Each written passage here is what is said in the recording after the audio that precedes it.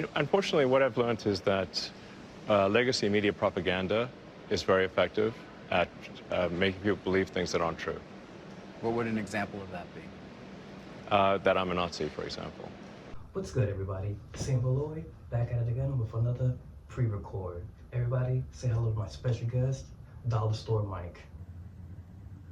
Today, we'll be discussing Elon Musk's recent visit over at CNBC, where he discussed and touched upon his time in government, working with Doge, working directly under the president, and also his experience dealing with the media during that time in his life. I kind of tried a couple months ago to do like a first video of him as originally joining the government, but there was so much going on media-wise that we kind of put a pause on that, so you can consider it as like the part 2 of that video series, right?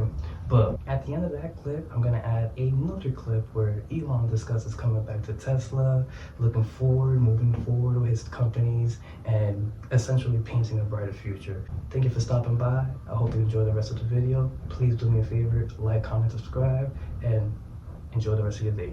My question is more about your work at Doge, for example. Was that worth it? You know, to the extent you are now, Elon, you were a somewhat divisive figure 2 years ago, but now you really are.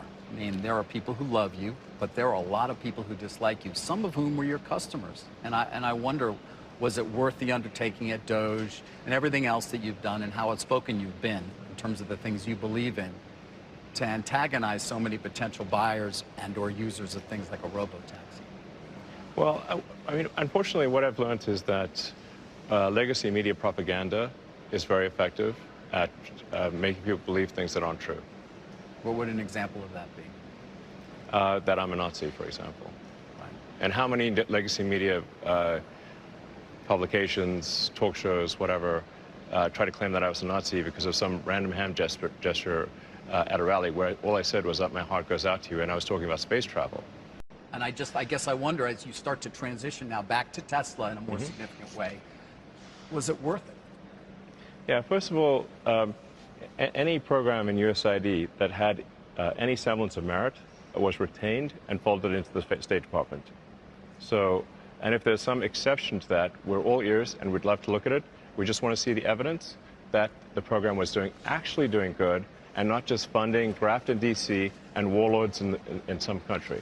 Because over and over again, we saw sympathetic sounding programs. Right. But when we actually said, well, please show us pictures of the recipients of the aid, or let us get into contact with them, no pictures were forthcoming.